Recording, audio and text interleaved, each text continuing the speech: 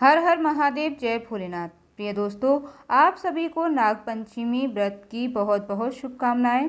नागपंचमी का त्यौहार हमारी परंपरा और संस्कृति से जुड़ा हुआ है। नागों के साथ जहां तमाम रहस्य जुड़े हुए हैं, वहीं ये जीवन की रक्षा करने वाले भी माने जाते हैं। नागपंचमी पर विधिवत पूजा करने से इन देवता की कृपा मिलती है। साथ ही व्रत कथा पढ़ने का भी विधान है। तो चलिए दोस्तों, आज की इस कथा को हम श्रवण करते हैं। नाग पंचमी सनातन धर्म का एक विशेष त्योहार है, जिसे हर कोई बेहद श्रद्धा और आस्था के साथ मनाता है। ये पर्व नाग देवता को समर्पित होता है। इस साल नाग पंचमी 29 जुलाई को मनाई जा रही है। इस दिन शुभ मुहूर्त में नागों की पूजा करने से विशेष फल की प्राप्ति होती है। नाग पंचमी पूजा का शुभ मुहूर्त सुबह 5:55 से लेकर 7:51 तक रहेगा। अब चलिए दोस्तों, नागपंचमी पूजा व्रत कथा को श्रवण करते हैं। नागपंचमी की कहानी। प्राचीन काल में एक सेठ जी थे, जिनके 7 पुत्र थे और 7 के विवाह हो चुके थे। सबसे छोटे पुत्र की पत्नी श्रेष्ठ चरित्र की और सुशील थी, परंतु उसके भाई नहीं था।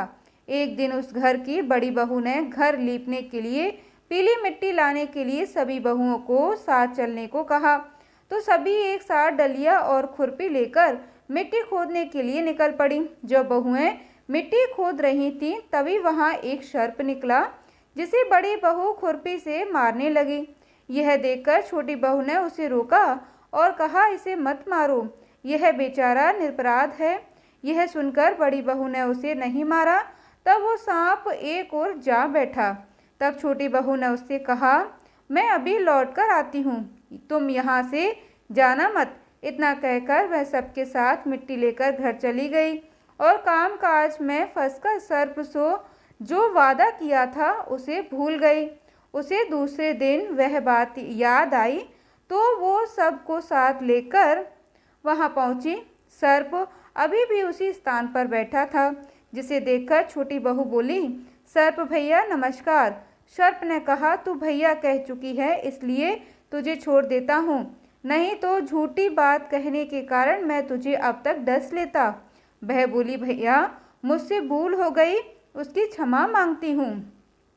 तब सर्प बोला, अच्छा तू आज से मेरी बहन है और मैं तेरा भाई, तुझे मुझसे जो मांगना हो मांग ले। वह बोली, मेरा कोई भैया नहीं है, अच्छा हुआ तुम मेरे भाई बन गए। कुछ दिन व्यतीत होने पर वह सांप मनुष्य का रूप रखकर उसके घर आया और बोला कि मेरी बहन को भेज दो। सबने कहा, इसका तो कोई भाई नहीं है, फिर तुम कौन हो? तो वह बोला, मैं दूर के रिश्ते में इसका भाई हूँ, बचपन में ही बाहर चला गया था। उसके विश्वास दिलाने पर परिवार के लोगों ने छोटी को उसके साथ भेज दिया।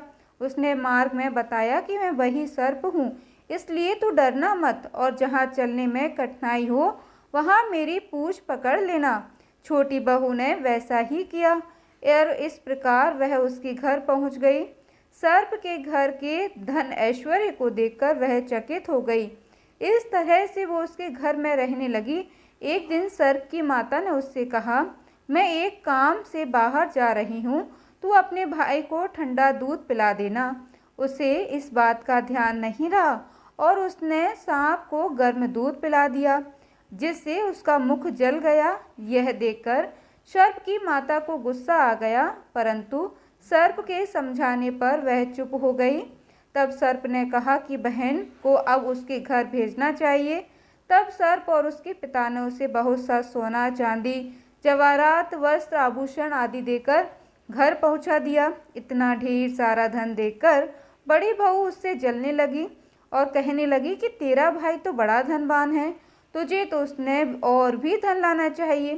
सर्प ने जब ये वचन सुना तो उसने सब वस्तुएं सोने की लाकर दे दी। यह देखकर बड़ी बहू ने कहा, इन वस्तुओं को झाड़ने की झाड़ू भी सोने की होनी चाहिए। तब सर्प ने झाड़ू भी सोने की लाकर दे दी।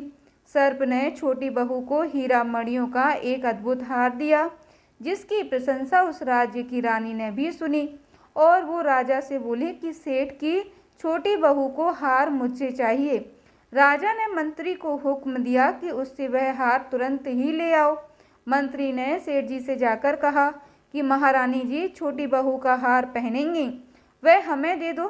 सेठ जी ने डर के कारण छोटी बहू से हार लेकर उन्हें दे दिया।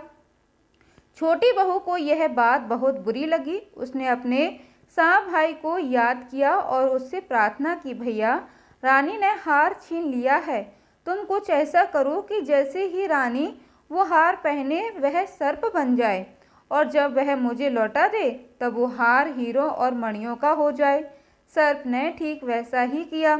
जैसे ही रानी ने हार पहना वैसे ही वह सर्प में बदल गया। यह देखकर रानी चीख पड़ी और डर गई। यह देखकर राजा ने सेठ के पास खबर भेजी कि छोटी बहू को तुरंत भेजो। सेठ जी स्वयं छोटी बहू को लेकर राजा के दरबार में उपस्थित हुए। राजा ने छोटी बहू से पूछा, तूने क्या जादू किया है? मैं तुझे दंड दूंगा। छोटी बहू बोली, राजन धृष्टा क्षमा कीजिए, यह हार ही ऐसा है कि मेरे गले में हीरों और मणियों का रहता है और अगर इसे कोई और पहनता है तो ये उसके गले में सर्प बन जाता है। यह सुनकर राजा ने वह सर्प बना हार उसे देकर कहा, अभी पहनकर दिखाओ। छोटी बहू ने जैसे ही उसे पहना वैसे ही हीरो मणियों का हो गया। यह देखकर राजा ने प्रसन्न होकर उसे बहुत सी मुद्राएं भी पुरस्कार दिया। छोटी वह अपने हार और इन सहित घर लौटे। उसको धन देकर बड़ी बहू ने ईर्ष्या के कारण उसके पति को सिखाया कि छोटी बहू के पास कहीं से धन आया है।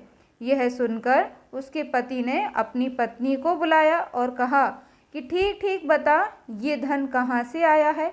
तब वह स्त्री फिर से अपने सर्प भाई को याद करने लगी। तब उसी समय सर्प ने प्रकट होकर कहा, यदि मेरी धर्म बहन के आचरण पर किसी ने संदेह प्रकट किया तो मैं उसे खा लूँगा। यह सुनकर छोटी बहू का पति बहुत प्रसन्न हुआ और उसने सर्प देवता का सत्कार किया।